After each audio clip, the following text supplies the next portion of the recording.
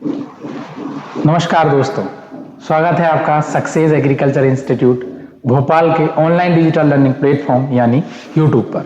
मैं हूं संजय विश्वकर्मा और इस वीडियो में हम बात करने वाले हैं सिंचाई एवं जल निकास यानी कि इरिगेशन एंड ड्रेनेज सिस्टम के बारे में। यहां पर अभी इस टॉपिक के 2 पार्ट हो चुके हैं। अगर आप पहली बार इस वीडियो पर आए हैं, इस चैनल पर आए हैं, तो चैनल को सब्सक्राइब जरूर कीजिएगा। और जो 2 पार्ट हो चुके हैं, यहाँ पर आप देख सकते हैं पार्ट 3 है। सिंचाई और जल निकास को हमने पार्ट 3 में कवर किया है, यानी कि पार्ट 1 और पार्ट 2 में हमने इससे रिलेटेड जितने भी क्वेश्चन है, कॉन्सेप्ट है, उनको जाना है। और इस वीडियो में हम वस्तुनिष्ठ प्रश्न को जानेंगे कि आपके एग्जाम में किस प्रकार के यहाँ पर क्वेश्चन आते हैं।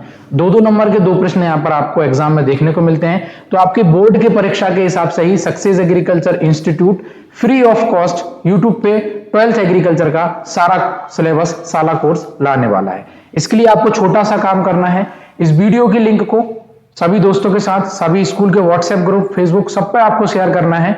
और चैनल पर अगर आप नए हैं तो चैनल को आपको सब्सक्राइब करना है। हम यहां पर बात करेंगे इरिगेशन के कुछ वस्तुनिष्ठ प्रश्न या सिंचाई एवं जल निकास के कुछ वस्तुनिष्ठ प्रश्न यानी ऑब्जेक्टिव टाइप क्वेश्चन की हम यहां पर बात करेंगे। सबसे पहले अगर हम फिल इन द ब्लैंक्स की बात करेंगे, यानी कि रिक्त स्थानों की पूर्ति के लिए अगर यहां पर हम बात करेंगे, तो पहला जो क्वेश्चन है ये आपको बोल रहा है कि आवश्यकता से अधिक जल को खेत से बाहर निकालना। हमने पार्ट 1 में जाना था कि जो अनावश्यक पानी होता है जिसको हम खेत से बाहर निकालते हैं, या आवश्यकता से अधिक पानी को खेत से बाहर निकालना आपका जल निकास यहां पर कहलाता है। तो इसका जो आंसर होगा वो होगा जल निकास। ठीक है। फिर सेकंड का क्या आंसर होगा? भूमि में अधिक समय तक पानी भरा रहने से भूमि में खालिस्तान हो जाएगा। अधिक समय तक अगर खेत में पानी भरा रहेगा तो उससे क्या होगा? नमी जो होगी उसकी अधिक हो जाएगी। और यहां पर हम ये भी लिख सकते हैं कि भूमि कैसी हो जाएगी? भूमि में अम्लीता बढ़ जाएगी। ठीक है, दोनों लिख सकते हैं। यहां पर आप लगा लीजिएगा कि नमी जो है भूमि में बढ़ जाएगी। ठीक है। थर्ड क्या है? अच्छे जल निकास के द्वारा फसल को खालिस्तान से सुरक्षित रख सकते हैं। अच्छे जल निकास के द्वारा फसल को लवण एवं बीमारी, ये आपको यहां पर फिल करना होगा। लवण एवं बीमारी या बीमारियों से सुरक्षित हम रख सकते हैं। ठीक है। उसके बाद फोर्थ पे अगर हम आए तो यहां पर बात हो रही है खपरेल से बनी हुई भूमिगत जल निकास नालियां खालिस्तान रहती हैं, ये आपकी सर्वोत्तम रहती हैं। ठीक है, सर्वोत्तम नालियां रहेंगी जो खपरेल से बनी हुई होंगी। तो ये आपको यहां पर याद रखना है। ये आपका हो गया फिल इन दी ब्लैंक्स। उसके बाद आगे हम बात करेंगे सही जोड़ी बनाने के लिए। तो यहां पर इस टाइप के एग्जाम में क्वेश्चन आ जाते हैं। तो यहां पर कॉलम ए, कॉलम बी, तो यहां पर इसको हमको मैच करना है। पृष्ठीय नाली, तो यहां पर 5 में से कौन सा ऑप्शन यहां पर आपका सही होगा? तो पृष्ठीय नाली की अगर हम बात करेंगे तो पृष्ठीय नाली जो होगा आपका मृदा क्षरण की संभावना इसमें अधिक होती है। हमने जाना था पृष्ठीय जल निकास कैसा होता है, सतही जिसको हम कहते हैं, और भूमिगत जल निकास कैसा होता है। अगर आप पहली बार इस पार्ट को देख रहे हैं तो पहले आप चैनल पर जाके 2 पार्ट को आप देखिए। उसकी लिंक, दोनों पार्ट्स की लिंक आपको वीडियो के डिस्क्रिप्शन बॉक्स में मिल जाएगी। वहां से जाके आप जरूर चेक कीजिएगा ताकि आपको ये पार्ट और अच्छे से समझ में आए। तो यहां पर हम बात कर रहे हैं पृष्ठीय नालियां, तो यहां पर आएगा मृदा क्षरण की संभावना इसमें क्या होती है? अधिक होती है। फिर सेकंड हमको सिंचाई को मिलाना है। तो सिंचाई को आप सब समझते हो कि खेत में पानी देने की ये विधि होती है जिसको हम सिंचाई कहते हैं, और खेत से पानी बाहर निकालने की विधि को हम क्या बोलते हैं? जल निकास कहते हैं। उसके बाद आगे हम जाने भूमिगत जल निकास। भूमिगत जो जल निकास होता है उसमें क्या होता है? मृदा क्षरण कम होता है। बिल्कुल जमीन के अंदर, हमने पढ़ा था जमीन के नीचे जब नालियां बना के हम पानी को निकालते हैं तो इसको भूमिगत जल निकास कहते हैं। ठीक है, और डिटेल में जानने के लिए आप पार्ट 1 और पार्ट 2 जरूर देखिएगा। तो इसका जो राइट आंसर होगा वो यही होगा। ठीक है, मृदा क्षरण को यहां पर क्या होता है? कम होता है भूमिगत जल निकास में। फिर उसके बाद हम बात करेंगे मृदा संरक्षण में। मृदा संरक्षण की अगर हम बात करें तो मृदा संरक्षण में क्या होता है? ये भूमिगत जल निकास की एक विधि होती है। मृदा संरक्षण क्या है? भूमिगत जल निकास की एक विधि है। ठीक है। फिर उसके बाद आगे बात करें पत्थर की नालियां। पत्थर की नालियों का आकार किस प्रकार का होता है? तो पत्थर की नालियों का आकार होता है, वो होता है आपका वी आकृति का होता है। तो यहां पर आपको इनको याद रखना है। वीडियो अगर आपको अच्छी लग रही है तो वीडियो को लाइक करते चलना है, और एक छोटा सा काम करना है, इस वीडियो की लिंक को अपने सभी दोस्तों के साथ, अपने सभी छोटे भाई बहनों के साथ आपको शेयर जरूर करना है। ठीक है। उसके बाद आगे अगर हम जानेंगे तो यहां पर सही उत्तर, यानी कि यहां पर एमसीक्यू मल्टीपल चॉइस क्वेश्चन यहां पर हैं। 4 ऑप्शन है, उनको हम में से कोई एक ऑप्शन को हमको टिक करना है। ऑप्शन क्या है? क्वेश्चन 1 है जल निकास की अधिक समस्या वाले क्षेत्रों में किस प्रकार की नालियां बनाएंगे। हमने अभी एक टॉपिक पढ़ा था तो हमने यहां पर जाना था कि जब जल निकास की अधिक समस्या होगी तो उन क्षेत्रों में हम कैसी नालियां बना देंगे, स्थायी प्रकार की नालियां बना देंगे। ठीक है, कटआउट नालियां क्या होती हैं ये मैंने आपको बताया था। अगर इसको आप जानना चाहते हैं तो आप पार्ट 1 और पार्ट 2 को जरूर चेक कीजिएगा, बहुत कुछ आपको जानने को वहां पर मिलने वाला है। फिर दूसरे क्वेश्चन की बात करेंगे तो पत्थर के टुकड़े, बांस के टुकड़े या पत्तियों का प्रयोग करके इसके निर्माण मतलब किसका निर्माण करेंगे। तो पत्थर के टुकड़े, बांस के टुकड़े, ठीक है, बांस के टुकड़े मतलब यहां पर लकड़ी की बात कर रहा है। और हमने पढ़ा था कि जहां पर लकड़ियां ज्यादा उपलब्ध रहेंगी तो वहां पर हम पोल ड्रेन का भी प्रयोग करते हैं। ठीक है, मोल ड्रेन हमने पढ़ लिया था, पाइप ड्रेन आपको बताया था, ट्रायल ड्रेन भी आपको समझाया था। ठीक है, यहां पर आंसर होगा पोल ड्रेन। फिर उसके बाद आगे जाने बंद नालियां, जो बंद प्रकार की नालियां होती हैं उनका आकार यहां पर हमसे पूछ रहा है, उनका आकार किस प्रकार का होता है। तो उनका आकार जो होता है वो भी शेप का होता है। भी शेप का मतलब कैसा होता है, ऊपर से वो चौड़ी होती है और नीचे से क्या होती है, वो सकरी होती है। तो आंसर यहां पर होगा भी आकार। ठीक है, उसके बाद फिर आगे हम बात करेंगे कि भूमि में मौजूद अतिरिक्त जल को कृत्रिम ढंग से बाहर निकालना। ये आपको समझ में आ गया होगा, ये जल निकास की ही परिभाषा है, जल निकास की ही डेफिनेशन है। जो एक्स्ट्रा वाटर होता है, जो एक्सेस वाटर होता है, उसको जब हम सॉइल से बाहर करते हैं, आउट करते हैं, तो उसी को हम क्या बोल देते हैं, ड्रेनेज के नाम से उसको हम जानते हैं। उसके बाद आगे बात करें पृष्ठीय जल निकास, नालियों के निर्माण में प्रारंभिक व्यय, यानी कि जो सतह पर जो आप नालियां बना रहे हो उनका जो इनिशियल जो कॉस्ट होती है वो क्या होती है, तो वो कम होती है। ठीक है, ये आपको यहां पर याद रखना है। फिर उसके बाद आगे हम बात करें क्वेश्चन नंबर 6 की, तो यहां पर बात हो रही है कि भारत के किसानों द्वारा प्रायः जल निकास की कौन सी विधि अपनाई जाती है। काफी अच्छा क्वेश्चन बन सकता है, काफी इंपॉर्टेंट ये क्वेश्चन आपकी बोर्ड की परीक्षा में बन सकता है।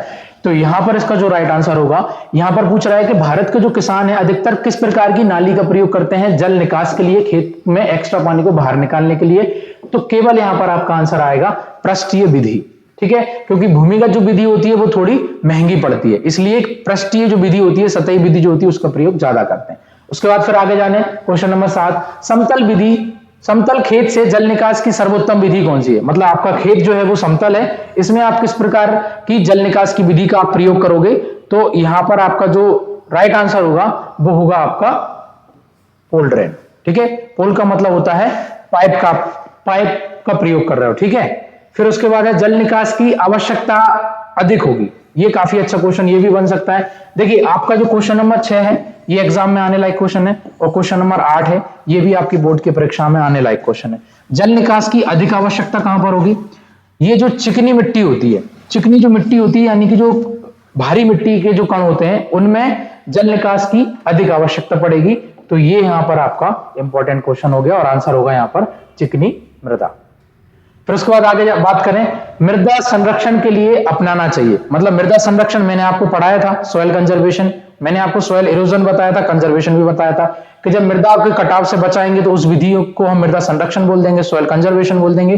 तो सबसे बेस्ट यहां पर जल निकास की मेथड पूछ रहा है। तो यहां पर देखिए मृदा संरक्षण को बचाने के लिए हम क्या करेंगे, भूमिगत जो जल निकास की विधियां हैं इनका प्रयोग ज्यादा करेंगे, क्योंकि पृष्ठीय जो जल निकास होता है उससे मृदा संरक्षण नहीं हो पाता, उससे मृदा का क्षरण ज्यादा होता है। ठीक है, उसके बाद फिर आगे बात करेंगे हेरिंगबोन प्रणाली। ये मैंने आपको बहुत अच्छे तरीके से बताया था कि हेरिंगबोन प्रणाली में मुख्य नालियां कहां पर बनाई जाती हैं। और एक क्वेश्चन और पूछता है कि ग्रिडिरोन प्रणाली में जो जल निकास की नालियां होती हैं वो कहां पर बनाते हैं। ठीक है, तो ये मैंने आपको याद करवाया था कि हेरिंगबोन में बा आ रहा है तो बा से आप बीच का याद कर लेना, बा से बीच याद कर लेना। तो खेत के बीचों बीच यहां पर नालियां हम बनाएंगे।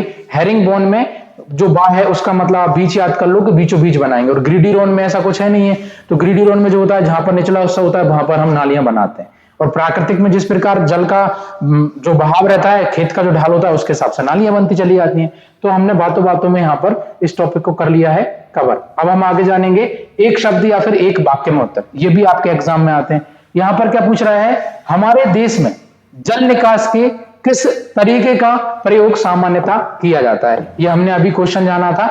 यहां पर आपका जो राइट आंसर होगा वो होगा पृष्ठीय जल निकास का हम प्रयोग ज्यादा करते हैं। ठीक है, वीडियो अच्छी लग रही है तो आपको वीडियो को दोस्तों के साथ शेयर जरूर करते चलना है, और चैनल पर नए हो तो चैनल को सब्सक्राइब जरूर करना है, ताकि आगे एग्रीकल्चर की 12th की, कृषि की, एमपीपीएटी यानी प्री एग्रीकल्चर टेस्ट की और सारी फ्री वीडियोस आप चैनल पर देख पाएं। इस वीडियो को आपको शेयर ज्यादा से ज्यादा करना है, ठीक है। उसके बाद फिर आगे बात करें जल निकास का एक महत्व बताइए। तो जल निकास के बहुत सारे महत्व हमने पढ़े हैं, इसलिए आपको क्या करना है, पार्ट 1 और पार्ट 2 दोनों देखना है, तो आप आसानी से इसको देख पाएंगे। यहां पर इसका राइट आंसर होगा ये भूमि की संरचना में सुधार करता है, ठीक है। चलिए सर आगे बात करें, सतही जल निकास से क्या लाभ है। सतही जल निकास से क्या लाभ है, तो सतही जल निकास से ये लाभ है कि ये सतही जल निकास क्या होता है, ये सस्ती विधि होती है जल निकास की। जल निकास की कैसी विधि होती है, सस्ती विधि होती है। तो एक वाक्य में एक शब्द में आप उत्तर ऐसे लिख सकते हो। फिर उसके बाद आगे बात करें, जल निकास की नालियों द्वारा जल को नियोजित ढंग से हटाने पर मिट्टी पर क्या प्रभाव पड़ेगा। नियोजित ढंग का मतलब है एक व्यवस्थित तरीके से, एक सिस्टमेटिक तरीके से अगर आप जो है ड्रेनेज कर रहे हो, जल निकास कर रहे हो, तो इससे क्या होगा, मृदा का कटाव कम होगा।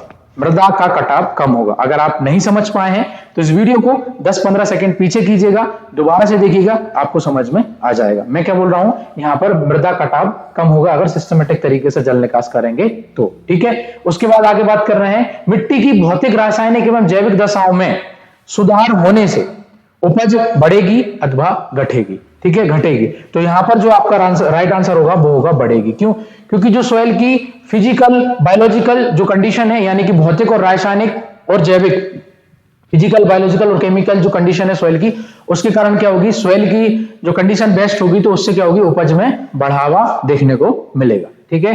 तो यहां पर हमने ये एक शब्द एक वाक्य में उत्तर को भी हमने जान लिया, ठीक है। तो गाइस बात बात में ये आपका पार्ट कंप्लीट हो गया है, यानी कि फसल उत्पादन का पहला चैप्टर सिंचाई एवं जल निकास को हमने 3 पार्ट में कवर किया है। तो आज पार्ट 3 था, इसमें सब हमने कंप्लीट कर लिया है। पार्ट 1 पार्ट 2 की वीडियो की लिंक आपको डिस्क्रिप्शन बॉक्स में मिल जाएगी, या फिर आप सिंपली चैनल पर जाकर प्ले लिस्ट में जाकर आप जो है देख पाएंगे। और ये सारी वीडियोस जो है आपको सक्सेस एग्रीकल्चर इंस्टीट्यूट के ऑनलाइन एंड्रॉइड एप्लीकेशन पे भी आपको मिल जाएंगी, उसकी लिंक आपको डिस्क्रिप्शन बॉक्स में मिल जाएगी, वहां से जाके आप देख सकते हैं। इस वीडियो को आपको अपने दोस्तों के साथ अधिक से अधिक शेयर करना है। चैनल पर नए हो तो चैनल को सब्सक्राइब करना है। मिलते हैं किसी और वीडियो में, तब तक के लिए जय हिंद, जय भारत।